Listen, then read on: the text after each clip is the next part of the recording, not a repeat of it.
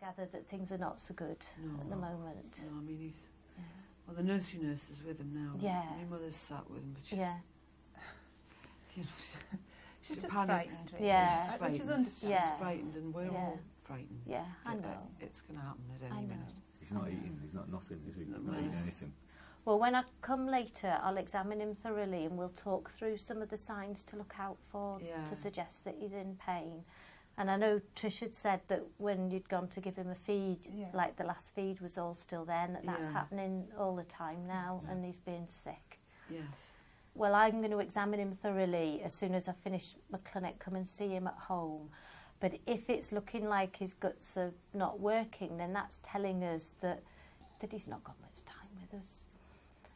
And I think, you know, that's sometimes a sign that things are slowing down, and that, you know, he's at the stage of his journey where really all we can do is to keep him comfortable and not put him through any procedures or interventions that are going to be hard for him. No, we don't want that, do we? No, I know he was on intensive care, and that was difficult to... Just terrible. That was awful. Yeah, and I know at the minute that his emergency plan is to talk about things, but I think we probably need to reword that to, you know, I think it's time to say that when his time comes, he needs his dignity, we need to support him, we need to be there for you, and we want to let him have a natural death.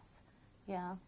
What we'll do is we'll be reviewing him really often from now on, both Trish and the Community Children's Nursing team and myself, and if I'm not available, there'll be a consultant colleague who'll be there to check him over and make sure that he's comfortable. I suspect from what I've heard that we might need to look at a different way of giving him his medicines and review his medicines. And what we sometimes find helpful at this stage is, even though the guts aren't working to absorb his medicines, that we can pop in just a tiny little needle through his skin, not into a vein like a cannula like he had in intensive care, but just to give him medicines for comfort, to targeting symptoms. And what I'd like to do on his emergency plan is try and predict any symptoms that might crop up, and to prescribe some medicines that we can bring out to your home so that they're there in case we need them, so that we've got all the bases covered about any symptoms that might arise, whether it be seizures or problems with breathing or rattly breathing, or any signs of any pain or discomfort or agitation, so that for each symptom we've made a plan ahead of time and got the medicines there ready, so that we're not clarting around in the middle of the night trying to get to a pharmacy, so that we've got things there and ready and can keep things as calm as they can be. Now, I know you've been in touch with your family doctor, and I've made sure all the way along that your family doctor's aware with what's happening with Sam, and I'm sure she'll be coming to see you and be there as well to support you guys. And, you know, Trish and the team and myself will make sure that Sam's comfortable and that you know who to call 24 hours a day.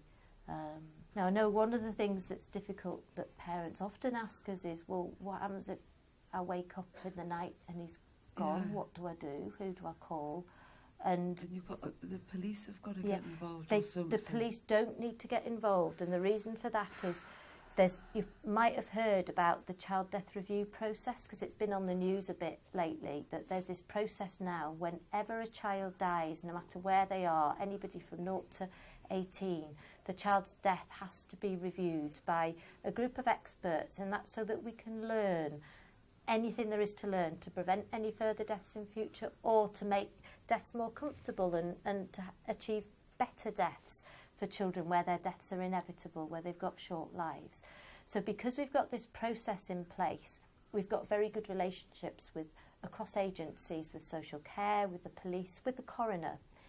And what I need to do when we finished here today is speak with our coroner to update him about the situation with Sam, so that he's fully in the picture, that if Sam was to die at any point in time, that his death is expected, and that there's nothing, you know, about the situation that's a cause for concern. And of course at the time we would need to let him know as well, but if he's in the loop of communication, then it's more likely that we can, avoid going down the route of, needing lots of inquiries and so forth. And so that you've got choices about what you want to happen. And the other thing is, I know we can't donate is big organs, but there are things that can be thought about to donate after death. And one thing is the corneas of the eyes can be used and donated, and sometimes the valves of the heart. I think for Sam, they would be able to use the corneas of his eyes if that was something you wanted. Again, I know it's really difficult stuff to talk about, but I can leave you some leaflets. You can have a think. You absolutely don't have to. There's no pressure. There's no obligation. But it's something sometimes that families think afterwards, oh, I wish I'd known that that was an option and I didn't know about it. So our job is to make sure you've got the right information so that you can make choices and be involved in the decisions. Okay. Thank you. We should go. Yeah. Yeah. Well, we'll Thank come you. through. As soon as I finish my ward round here, I'll come through, we'll see Sam, we'll sort out his symptoms and the treatment that he needs. Okay. Okay.